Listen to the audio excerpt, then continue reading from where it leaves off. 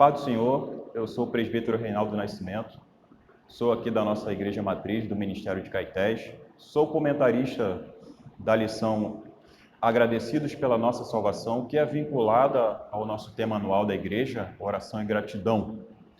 Hoje nós vamos tratar nessa lição sobre um tema mais importante, ao meu ver, da teologia, que é a salvação. Se há algo que nós devemos ser agradecidos, é pela salvação. Nessa lição, ao meu ver, essa bênção que podemos receber, de todas as bênçãos que podemos receber, a salvação é a mais importante. Então, por isso, devemos ser gratos por ela. Nós vamos ver na lição que a gratidão pela salvação é um sentimento, ou pelo menos deve ser, um sentimento cristão, um sentimento natural de todo crente em Jesus que foi salvo pela graça. O nosso texto base está lá em Colossenses capítulo 1, do versículo 12 em diante. E a verdade prática que nós temos na lição é a gratidão pela salvação deve ser uma prática constante na vida cristã. Na lição, nós vamos entender a salvação do ponto de vista bíblico, e é um tema que está presente em toda a Escritura. Desde Gênesis a Apocalipse, a salvação sempre está presente nos textos sagrados. E também aprender que a gratidão por essa bênção, por essa salvação, deve ser e é um sentimento natural, enraizado em todo cristão, que foi salvo pela graça. Então, vamos iniciar, a partir do primeiro tópico, respondendo algumas perguntas acerca da salvação em Cristo Jesus que nós recebemos. Então, ali no tópico 1, nós vamos falar sobre a salvação no Antigo Testamento. O professor vai poder expandir esse tema. Tem uma sequência lógica na lição. A gente começa falando sobre a salvação no Antigo Testamento, o que é a salvação no Antigo Testamento. Vamos falar no próximo tópico sobre a salvação no Novo Testamento e finalizando com a gratidão que nós devemos ter pela salvação. No subtópico 1 do primeiro tópico, temos assim: a salvação é um plano de Deus desde a eternidade. Ou seja, a salvação é um evento, um plano que aconteceu antes da fundação do mundo, antes que o homem fosse criado, a salvação já havia sido estabelecida. Eu tenho colocado os textos básicos aqui na lição, é importante que você leia as referências, que elas vão te nortear, vão te basear na sua fala. O texto que eu coloco aqui, 2 Timóteo capítulo 1, 9, 1 Pedro 1 e 20, vão dar força à ideia de que a salvação ela veio antes da fundação do mundo. Ou seja, a salvação não é um plano B. Alguns defendem a ideia de que quando o homem cai em pecado no Éden, Deus ele vai prover ali o plano da salvação. Mas, na verdade, esse plano de salvação já estava determinado, decretado, escrito, planejado por Deus desde a fundação do mundo, desde a fundação dos tempos, antes disso. Então, não é um plano B. Deus não foi pego de surpresa pelo pecado do homem, pela sua desobediência. Deus já tinha tudo determinado nos seus decretos eternos. E Paulo, Pedro, Apocalipse, são textos que vão basear o professor na sua explanação sobre esse tema. Você pode aprofundar ainda mais com outros textos, mas eu deixei na lição alguns básicos aqui para que o professor possa nortear a sua fala. Não existem dois planos de salvação, como eu coloco aqui na lição. A salvação não é pelas obras, a salvação é pela fé e pela graça. Nós vamos ver isso posteriormente. No subtópico 2, a gente vai tratar do termo salvação no Antigo Testamento, a partir da palavra hebraica que eu coloco no texto. O termo hebraico para salvação tem algo, o sentido de algo amplo, aberto, fazendo contraste com algo que é uma opressão, que é estreito. O termo yasha, no Antigo Testamento. Isso significa que a noção básica de salvação nas Escrituras é de um livramento. Você foi liberto de alguma coisa. Você teve uma situação ruim, negativa, e você é liberto daquela situação, de um inimigo, de uma doença, de uma opressão demoníaca. A ideia no Antigo Testamento de salvação para o povo era de um livramento, basicamente, de toda espécie de mal que poderia recair sobre o povo de Deus. O sentido primário de salvação no Antigo Testamento é esse, de um livramento nos males da vida terrena que o povo poderia passar. No terceiro subtópico, a gente vê a condição da salvação no Antigo Testamento. A condição de salvação no Antigo Testamento é a fé em Deus de Israel. A gente vê em todo o Antigo Testamento que Deus ele sempre vai exigir uma fé para o povo. A gente vê isso na chamada de Abraão. Abraão foi chamado da sua terra para uma outra que ele nem conhecia, ele nem via. Ele foi pela fé. E o autor sagrado vai dizer que Abraão creu. E isso foi imputado por justiça. Ele creu na palavra, ele obedece e crê na palavra do Senhor. Outros textos também, as alianças que Deus faz com Israel, são todas baseadas na fé, na palavra de Deus e na obediência, é claro, mas principalmente na fé. O povo tinha que acreditar, tinha que acreditar naquilo que Deus estava prometendo, naquilo que ele estava falando. Desde a saída de Abraão para a terra que ele não conhecia, passando pelos patriarcas, a saída do Egito, a peregrinação no deserto, a entrada na terra prometida, tudo isso era baseado na fé em Deus. Deus ordenava e o povo tinha que acreditar, tinha que ter fé. Então a salvação no Antigo Testamento era também baseado na fé. O tópico 2, a gente já vai passar para a salvação no Novo Testamento. Aqui eu peço que, se possível, se atentem mais aqui nesse tópico, porque é o principal tema da lição. É o nosso principal tema, é o que a gente mais fala, é o que a gente vive hoje em dia, que é a salvação no Novo Testamento. O conceito-chave de salvação, o conceito de salvação é o ponto-chave para o Novo Testamento. Isso é claro, é o motivo óbvio, né? Até desde o nascimento de Jesus, o nome de Jesus já significa Jeová salva. O anjo chama José, ou aparece a José num sonho, e orienta ele a dar o nome à criança de Jesus, que é o correspondente grego do nome hebraico, que significa Jeová salva. E o anjo disse a José, porque ele salvará o seu povo dos seus pecados. A salvação, portanto, foi o propósito da vinda de Cristo ao mundo. Lucas vai escrever em 19:10, o Filho do Homem veio buscar e salvar o que se havia perdido. As palavras salvação, salvador, salvar aparecem com frequência no Novo Testamento.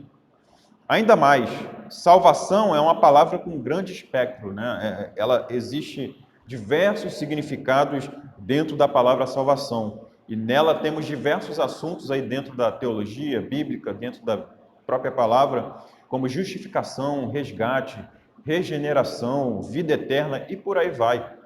E cada um desses termos define a qualidade do que é salvação. O outro termo grego para salvação no Novo Testamento, que é sozo, a palavra grega, ela significa em alguns momentos libertação também de uma ameaça física. Entretanto, o significado que domina no Novo Testamento é a libertação das consequências do pecado e das garras da morte em Satanás. Com isso, o tema principal de salvação no Novo Testamento é a libertação da ira de Deus. Romanos capítulo 5, versículo 9 e 1 Tessalonicenses 1 e 10, são textos aí básicos para a gente ler. No subtópico 2, a lição vai trazer que a salvação é uma mudança de estado. O homem vivia num estado de miséria, de morte, de trevas, antes de ser salvo. Quando ele é salvo, existe um transporte, existe uma mudança de estado, uma mudança de localidade, podemos dizer assim, espiritualmente falando. O homem ele é transportado de um lado para o outro. Colossenses, Paulo vai dizer em Colossenses que ele, Deus, nos libertou, olha o termo libertar, de salvação. Ele nos libertou do império das trevas e nos transportou, nos levou, nos carregou para o reino do Filho do seu amor. É uma mudança de estado, né? A salvação. Para as Escrituras, a pessoa que não é salva, o homem natural, vive em trevas. E ele é merecedor da condenação eterna por causa do seu próprio pecado. O apóstolo Pedro aponta essa mudança de estado quando ele vai dizer: vós sois raça eleita, sacerdócio real, nação santa, povo de propriedade exclusiva de Deus, a fim de proclamardes a virtude daquele que vos chamou das trevas para a sua maravilhosa luz. Então, a salvação, nós somos transportados do reino das trevas para o reino da luz. E antes éramos criatura das trevas, né? Como Efésios vai dizer. Agora nós somos o povo da luz. No tópico 2, subtópico 2, esse aqui também peço uma atenção a esse tópico aqui, que ele é, para mim, o núcleo da lição, que é a salvação é um dom gratuito. A gente precisa entender aqui o que é a salvação como um dom gratuito. Não precisa entrar em discussões sobre quem está certo, quem está errado, calvinismo, arminianismo, isso não é o propósito da lição. Eu deixo aqui bem claro que a salvação, segundo a palavra de Deus, é um dom gratuito. A salvação é tudo que Jesus fez por nós, o que ele ensinou para levar o ser humano à comunhão com Deus, é a redenção do ser humano, é a libertação do pecado, é o retorno espiritual do pecador para Deus. Como consequência, o homem ele não pode trabalhar, efetuar, ajudar na salvação. O homem não tem condições de ajudar Jesus na obra de salvação. O salmista já dizia, né? Salmo 3:8. O salmista dizia: a salvação vem do Senhor, não vem do homem. Efésios vai dizer, né, que a salvação é pela fé que é dado pela graça. Né? Isso não vem de vós, é dom de Deus. A salvação é unicamente, exclusivamente pela graça. Não é por nossos esforços. Embora sejamos chamados para praticar as boas obras não são condições para receber a salvação. Ela é um dom gratuito ao pecador, ao passo que nós não a merecemos. E, recitando o versículo aqui, porque pela graça sois salvos, mediante a fé. E isso não vem de vós, é dom de Deus, não de obras para que ninguém se glorie. Efésios 5:8. A salvação que Jesus Cristo oferece ao homem é pela graça exclusivamente. Graça é tudo o que eu preciso, mas não mereço. Explanando mais profundamente esse termo, né, salvação no Antigo e no Novo Testamento, explicando o que é salvação na visão, né, do Novo Testamento, a gente passa para o tópico 3, que é a gratidão pela salvação. Quando a gente entende o que é salvação, agora a gente vai entender e ser grato por ela. Tá? O subtópico 1, sendo gratos pelo que não merecemos. Como vimos no tópico anterior, o salvo recebe um dom gratuito que é a salvação. Quando agradecemos algo ou alguém, agradecemos pelo que nos foi feito. Agradecemos alguém que nos ajudou, agradecemos alguém que nos deu alguma coisa. Quando eu faço alguma coisa por mim, eu não vou me agradecer eu próprio. Então, a gratidão é por algo que alguém fez por nós. Nesse caso, o que Cristo fez por nós. Morreu e deu a sua vida. Nesse sentido, precisamos ser gratos a Deus e seu Filho por tão grande salvação. No tópico 3, finalizando, a gratidão é um sentimento cristão. O contrário de gratidão é a ingratidão. E esse sentimento, a ingratidão, segundo Paulo, é uma das características dos últimos tempos. São pessoas ingratas e está na mesma lista de outros pecados que Deus abomina. A gente vai ver ali em Romanos 5:18. Portanto, ser grato precisa ser um sentimento natural. Precisa ser algo do novo homem. A salvação que nos é dada, ela gera o sentimento de gratidão no novo homem. Então, ser ingrato é algo muito sério. Quando você é ingrato a Deus, você está cometendo um pecado, né? Paulo vai usar um termo grego para ser grato, se sentir gratidão, dar graças, agradecer, ali em 1 Tessalonicenses 5,10. O termo grego que ele usa ali está no imperativo, ou seja, uma ordem. Paulo está dando uma ordem, a Bíblia está dando uma ordem a nós cristãos de ser gratos a todas as coisas. E quando você desobedece uma ordem, você pode cair num pecado de desobediência. Então, ser ingrato, não agradecer a Deus, ao próximo, é um pecado, é uma desobediência, é uma ordem ser grato. Então, isso precisa ser algo natural de todo cristão. Seja grato por todas as coisas. Aprenda com o Jó. Jó recebeu bem, foi grato. Recebeu mal, foi grato. Então, seja grato por tudo que acontece. Todas as coisas contribuem para o bem daqueles que amam a Deus e foram chamados segundo o seu propósito. Seja grato, cultive esse sentimento. O sentimento de gratidão vai trazer paz, cura espiritual, cura da alma, do corpo. Ser grato é algo que vai só trazer benefícios. Então, amanheça o dia agradecendo por estar vivo, respirando. Agradeça a Deus por todas as coisas. Agradeça uma gentileza que façam por você. Seja grato, que isso só vem trazer benefícios para a nossa vida, para a sua vida. Concluindo, nessa lição apresentamos alguns pontos, né, sobre a salvação em Jesus Cristo. O professor vai ter a liberdade de aprofundar esses temas. E aprendemos que a salvação é algo que foi nos dado gratuitamente e que devemos ser gratos por ela. Eu termino aqui dizendo o seguinte: fazendo assim, sendo grato, só colheremos o bem, a cura das doenças da alma, trazemos o amor, a paz.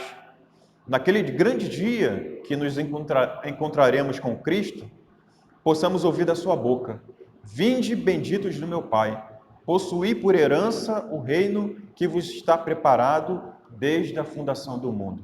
Então, conclua assim essa lição e que Deus possa usar os professores e professoras nessa lição para ensinar, trazer mais ensinamento aos seus alunos, que Deus possa os usar poderosamente na palavra do Senhor. Amém.